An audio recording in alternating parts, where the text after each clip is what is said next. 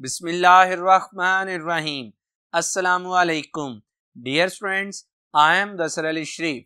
Students, chemistry second year chapter number 5 और आज का हमारा टॉपिक है ऑक्सी एसिड्स ऑफ हैलोजेंस का second part. Students, previous lecture में हमने स्टडी किया था nomenclature of oxy acids. Student, आज भी हम ऑक्सी एसिड्स ऑफ हैलोजेंस की बात करेंगे, लेकिन आज के लेक्चर में हम ऑक्सी एसिड्स ऑफ हैलोजेंस की प्रॉपर्टीज को स्टडी करेंगे। तो आइए स्टार्ट करते हैं आज का टॉपिक।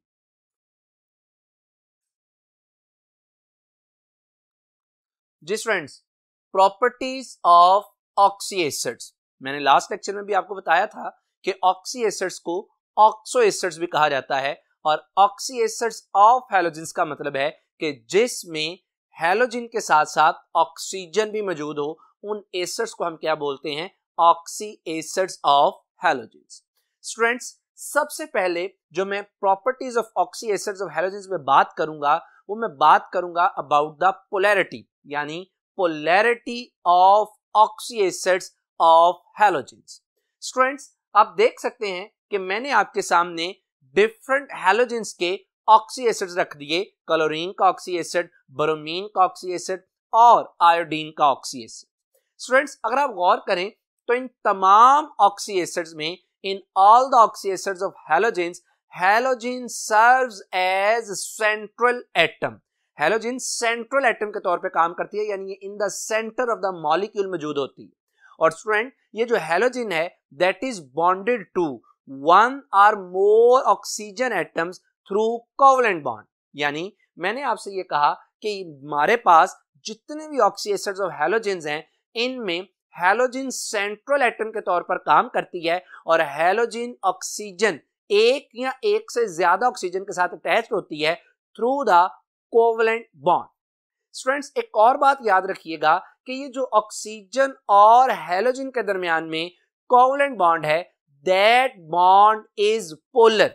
और यकीनन आपको इस बात का पता है कि अगर ये बॉन्ड पोलर है तो इसकी वजह क्या है? The difference of electronegativity between the halogen and oxygen. तो चूंकि हैलोजन और ऑक्सीजन के दरमियान में डिफरेंस ऑफ इलेक्ट्रोनेगेटिविटी आ जाता है, इस वजह से इनके दरमियान में जो बॉन्ड है that is polar bond. Students, मैं आपको यहां पे ये बात भी क्लियर करता चाहूं कि इन तमाम ऑक्सी एसिड्स में, अदर देन फ्लोरीन, फ्लोरीन के तो ऑक्सी एसिड इतने स्टेबल है ही नहीं, एक है वो हमने लास्ट टाइम डिस्कस किया था कि जितने भी ऑक्सी एसिड्स ऑफ हैलोजेंस हैं, इन तमाम ऑक्सी एसिड्स में oxygen carry negative charge while halogen carry positive charge.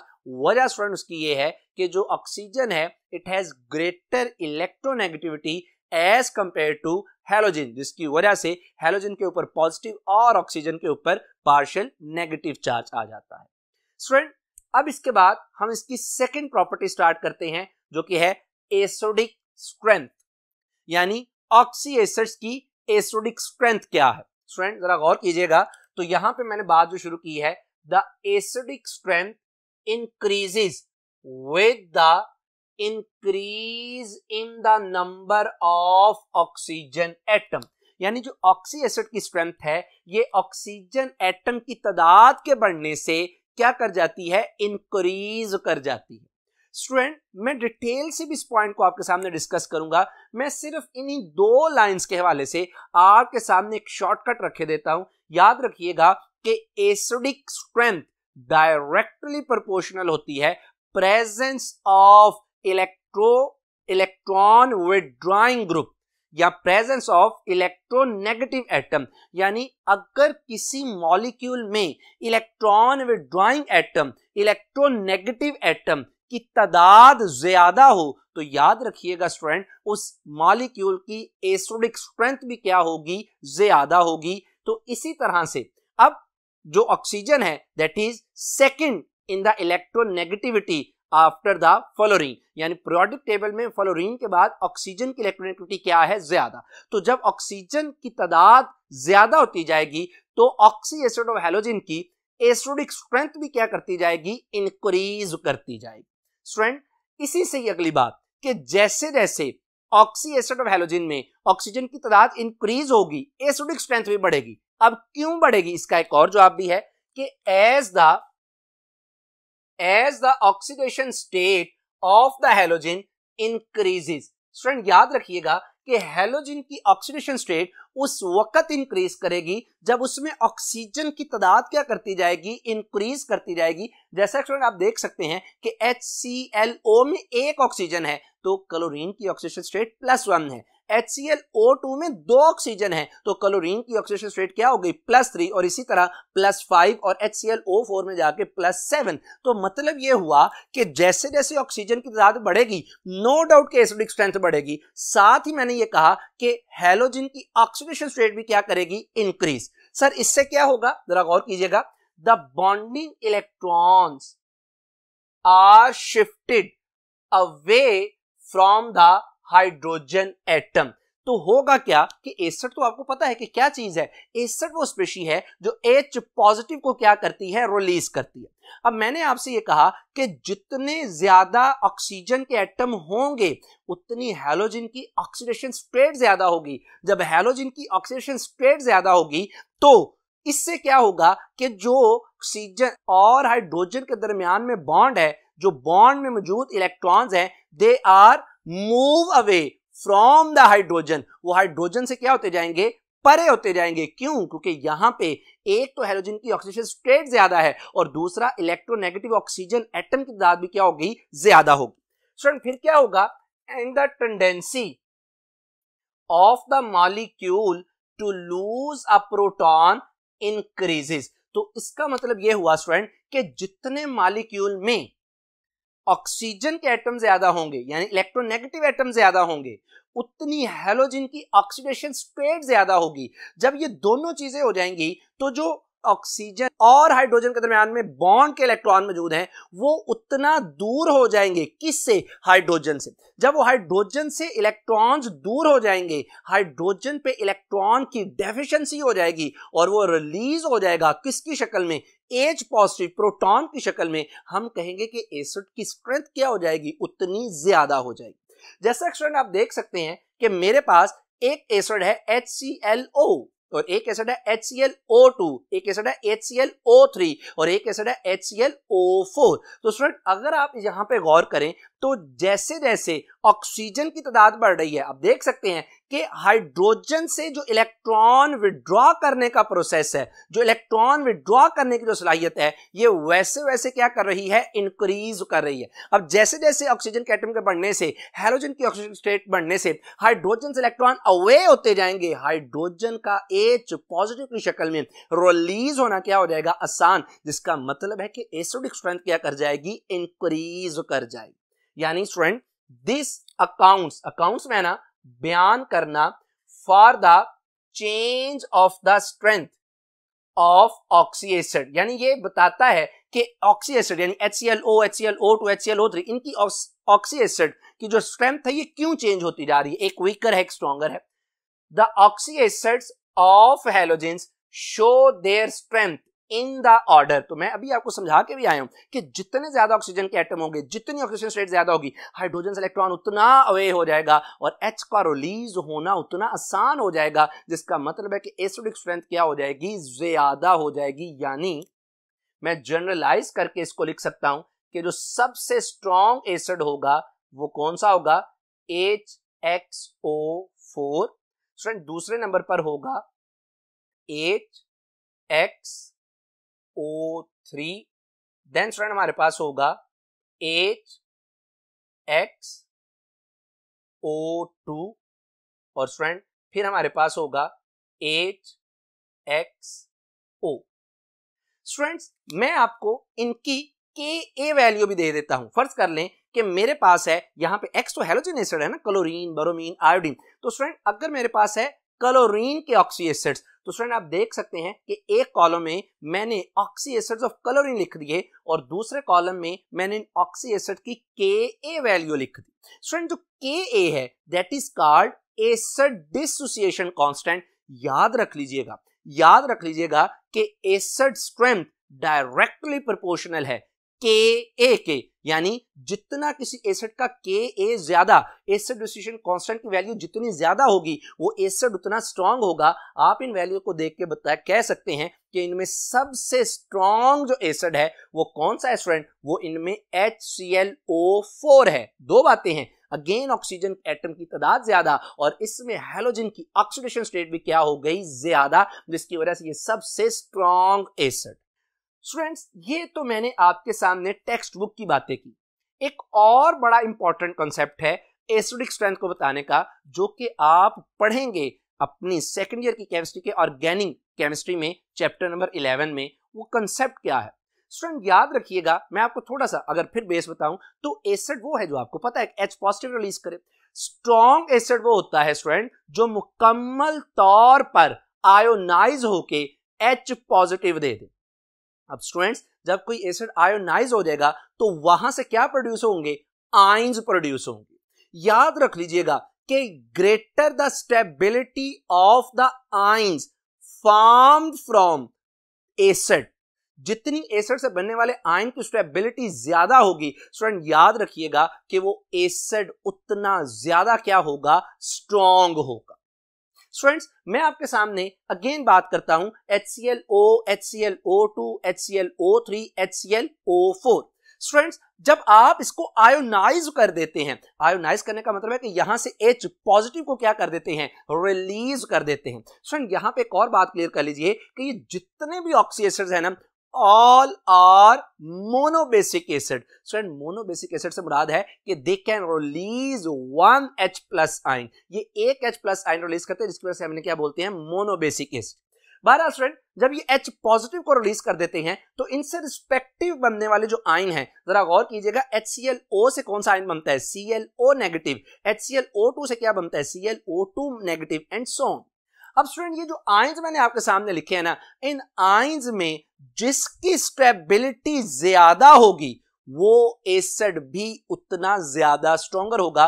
तो स्टूडेंट स्टेबिलिटी, एक बात और शॉर्टकट नोट कर लीजिए कि स्टेबिलिटी डायरेक्टली प्रोपोर्शनल है डीलोकेलाइजेशन ऑफ इलेक्ट्रॉन्स, जिसे आप कहते हैं रेजोनेंस। यानी डीलोकलाइजेशन ऑफ इलेक्ट्रॉन्स का एक दूसरा नाम क्या है, रेजोनेंस। डीलोकलाइजेशन से मुराद है इलेक्ट्रॉन्स का मूव करना, इलेक्ट्रॉन का कंटिन्यूअसली अपनी पोजीशन का क्या कर जाना, चेंज।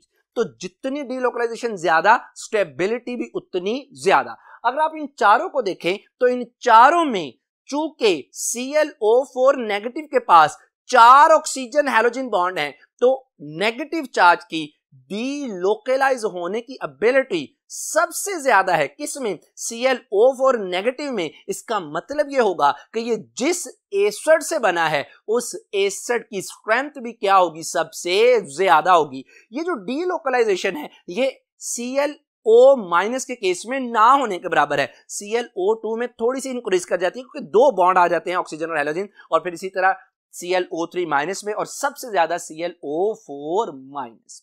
तो स्टूडेंट्स यहां से एक और बड़ा बेहतरीन शॉर्टकट निकला कि एसिडिक स्ट्रेंथ डायरेक्टली प्रोपोर्शनल है डीलोकलाइजेशन ऑफ इलेक्ट्रॉन्स के, जिसे आप एक सिंपल नाम भी देते हैं, रेजोनेंस। जितनी रेजोनेंस ज्यादा होगी उतना उसका इलेक्ट्रॉन डीलोकलाइज्ड होगा, उतनी उसकी स्टेबिलिटी होगी उस नेगेटिव आयन की। यकीनन आप कहेंगे कि फिर उस एसिड की स्ट्रेंथ भी क्या होगी, उतनी ज्यादा होगी।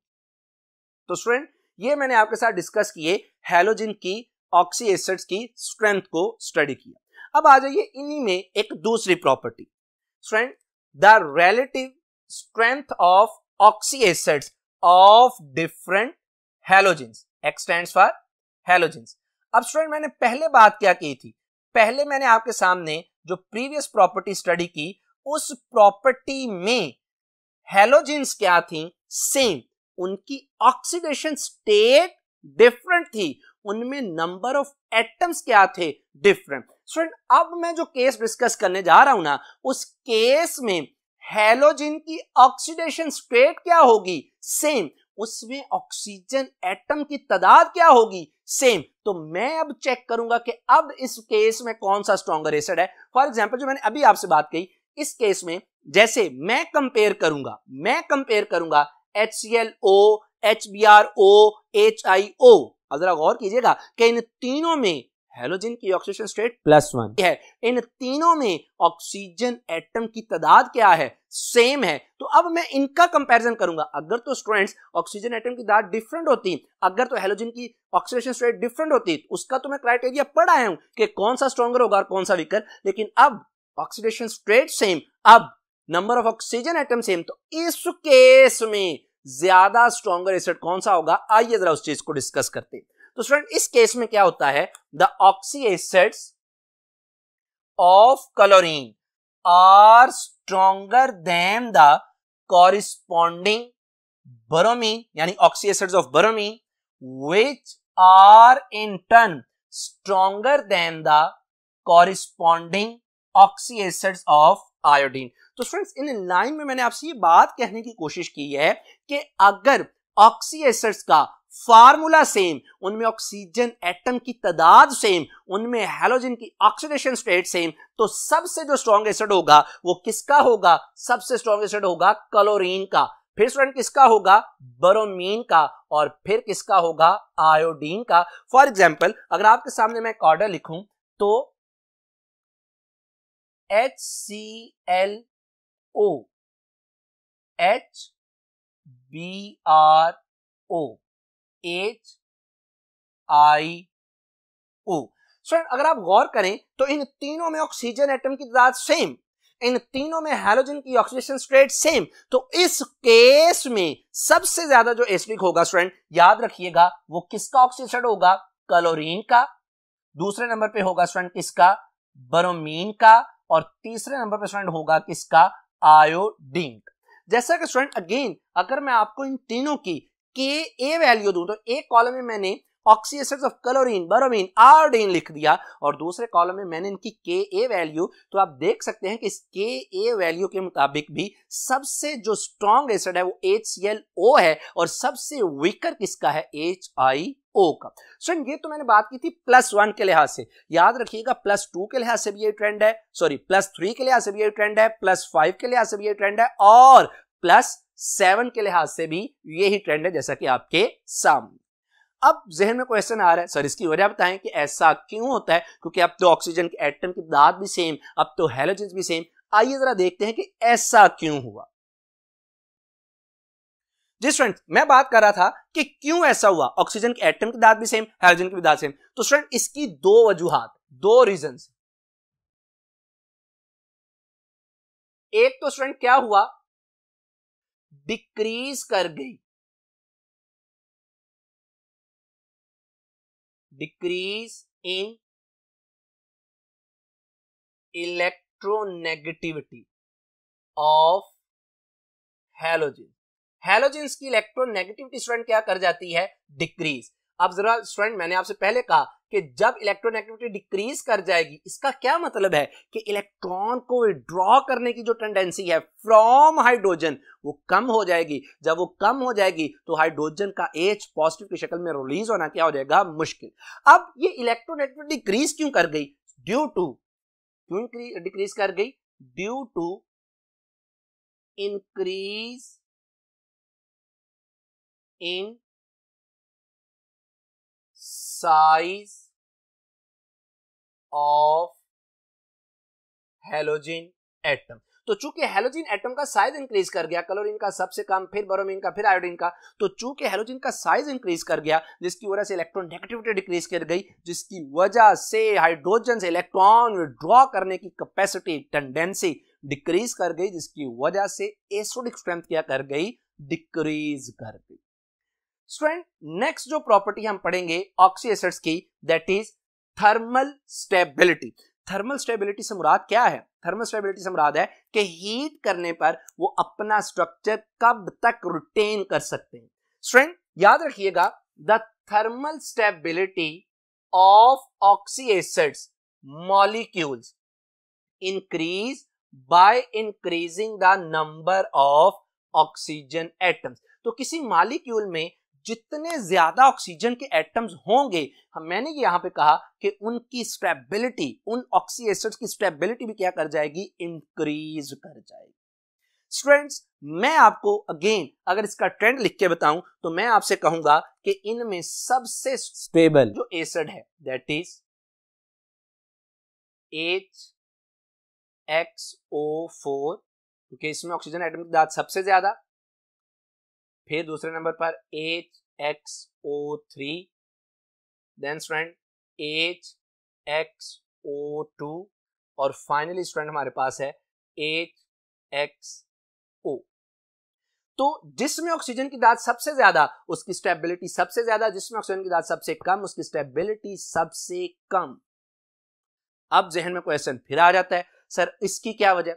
एक तो ना बड़ी ही सिंपल मैं आपको वजह बता देता हूं। अगर आप इन चारों का स्ट्रक्चर देखें यानी HXO4, HXO3, HXO2, HXO, तो स्टूडेंट अगर गौर कीजिएगा कि सबसे ज्यादा बॉन्ड मौजूद हैं किसमें? HXO4 में। स्टूडेंट याद रखिएगा स्टेबिलिटी डायरेक्टली प्रोपोर्शनल है नंबर ऑफ बॉन्ड्स की।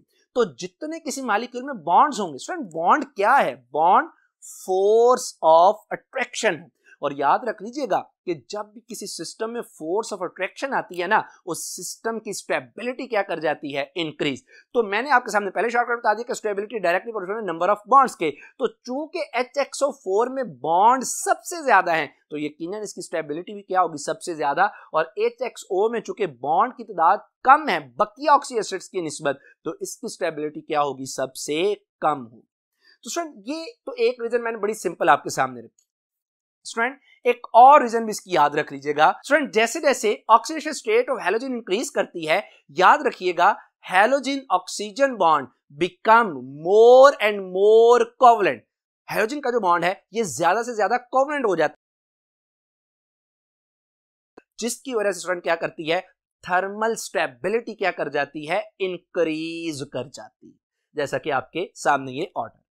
स्टूडेंट्स ये तो मैंने बात की थी जब डिफरेंट नंबर ऑफ एटम्स हो और डिफरेंट ऑक्सीडेशन स्टेट्स हो। अब आपके इंटरेस्ट के लिए एक और क्वेश्चन उठाया देता हूं यहां पर कि स्टूडेंट अगर हैलोजन के ऑक्सी एसिड्स का फार्मूला सेम हो, मतलब उनमें ऑक्सीजन एटम की तादाद सेम हो, उनमें हैलोजन की ऑक्सीडेशन स्टेट सेम हो, तो उस केस में स्टेबिलिटी क्या होगी? स्टूडेंट याद रखिएगा कि उस केस में जो थर्मल स्टेबिलिटी है, thermal stability decrease with decrease in electronegativity. जैसे जैसे इलेक्ट्रोनेगेटिविटी डिक्रीज कर जाएगी, थर्मल स्टेबिलिटी भी क्या कर जाएगी? डिक्रीज, क्योंकि कोवलेंट बॉन्ड की पोलैरिटी उतनी ही क्या होती जाएगी? कम होती है। स्टूडेंट्स याद रखिएगा कि यहां पे जो सबसे ज्यादा, फिर अगर मैं सेम ऑक्सीजन एटम और सेम ऑक्सीजन स्टेट की बात करूं, तो सबसे ज्यादा जो स्टेबल होगा वो HClO होगा, दूसरे नंबर पर HBrO और तीसरे नंबर पर क्या होगा? HIO। यानी सबसे ज्यादा जो इलेक्ट्रोनेगेटिविटी है वो क्लोरीन की है, तो इसकी स्टेबिलिटी क्या होगी? सबसे ज्यादा। और सबसे कम चूंकि आयोडीन की है, तो इसकी रिएक्टिविटी क्या होगी? इसकी जो स्टेबिलिटी है वो क्या होगी? सबसे कम, यानी HIO।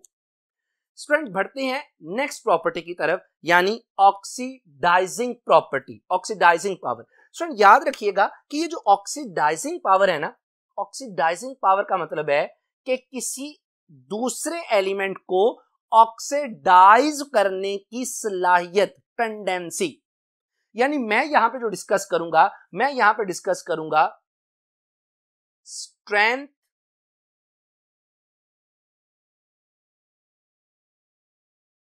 Of oxy acids as oxidising agent. यानी ऑक्सीडाइजिंग एजेंट के तौर पर जब ऑक्सी एसिड्स काम करते हैं, तो फिर इनमें सबसे वीकर कौन सा है और फिर इनमें सबसे स्ट्रॉन्गर एसिड कौन सा है? तो स्टूडेंट बात यह है कि the oxidising strength of oxy acids decreases, ये डिक्रीज कर जाती है बाय इंक्रीजिंग नंबर ऑफ, याद रखिएगा, नंबर ऑफ ऑक्सीजन एटम्स। यानी ऑक्सी एसिड में जितने ज्यादा ऑक्सीजन के एटम होंगे, उसकी ऑक्सीडाइजिंग पावर यानी ऑक्सीडाइजिंग एजेंट के तौर पर काम करने की जो सलाहियत है वो क्या हो जाएगी? डिक्रीज कर जाएगी। यही वजह है कि HClO and HClO2 are good oxidising agents. यानी इसका ऑर्डर ये बनेगा कि इनमें सबसे अच्छा ऑक्सीडाइजिंग एजेंट, सबसे अच्छी ऑक्सीडाइजिंग पावर किसकी है student? HClO, then student HClO2, then student HClO3 और फाइनली HClO4। यहां पे आप दूसरे हैलोजन भी यूज कर सकते हैं, यानी बोरोमीन की जगह क्लोरीन की जगह बोरोमीन, आयोडीन एंड इसी तरह। तो हर एक में जो ट्रेंड है वो स्टूडेंट्स यही होगा। अब सर इसकी क्या वजह है? अगेन स्टूडेंट इसकी वजह ये है कि जैसे जैसे ऑक्सीडेशन स्टेट यानी number of oxygen atom increase करते हैं स्टूडेंट, जो हैलोजन ऑक्सीजन बॉन्ड है that become more and more covalent, और जब ये मोर एंड मोर कोवलेंट हो जाएगा इसकी थर्मल स्टेबिलिटी इंक्रीज कर जाएगी, जिसकी वजह से जो ऑक्सीडाइजिंग पावर है स्टूडेंट, याद रखिएगा वो ऑक्सीडाइजिंग पावर क्या कर जाएगी? डिक्रीज कर जाएगी। स्टूडेंट ये तो जो मैंने ऑक्सीडाइजिंग पावर का कॉन्सेप्ट दिया, ये डिफरेंट ऑक्सीडेशन स्टेट और डिफरेंट ऑक्सीजन नंबर एटम की बुनियाद पे दिया। स्टूडेंट अगर आपके पास आ जाए कि same number of oxygen atom हो और सेम हैलोजन की ऑक्सीडेशन स्टेट हो, तो याद रखिएगा उस केस में क्या होगा कि in case of oxy acid with same formula but different halogens, यानी उनमें उनका फार्मूला सेम है, मतलब उनमें ऑक्सीजन की तादाद सेम है, मतलब उनमें हैलोजन ऑक्सीडेशन स्टेट है सेम है, तो याद रखिएगा कि oxidising power decrease with decrease in electronegativity of halogen atom. तो अगर ऑक्सीजन एटम की तादाद सेम, अगर उनमें हैलोजन की ऑक्सीडेशन स्टेट सेम, तो स्टूडेंट याद रखिएगा कि ऑक्सीडाइजिंग पावर के तौर पे काम करने की जो सलाहियत है वो डिक्रीज कर जाती है विद डिक्रीज इन इलेक्ट्रोनेगेटिविटी। जैसा कि आप देख सकते हैं कि इस केस में सबसे ज्यादा जो स्ट्रॉन्ग ऑक्सीडाइजिंग पावर रखेगा वो HClO, फिर HBrO और एंड पे HIO। तो स्टूडेंट्स यहां तक हमारा आज का ये लेक्चर कंप्लीट होता है, जिसमें हमने properties of oxy acids of halogens को डिटेल से स्टडी किया, और साथ ही हमारा जो टॉपिक है ऑक्सी एसिड्स ऑफ हैलोजन, इसको भी हमने कंप्लीटली खत्म कर दी। उम्मीद है कि आपको आज की बातें अच्छे से क्लियर हुई होंगी। मेरी अल्लाह सुब्हानहू व तआला से दुआ है कि आप पे अपना रहम करम फजल फरमाए। अपना बहुत ख्याल रखिएगा। आपसे मुलाकात होगी इंशाअल्लाह अगले लेक्चर में। अस्सलामु अलैकुम।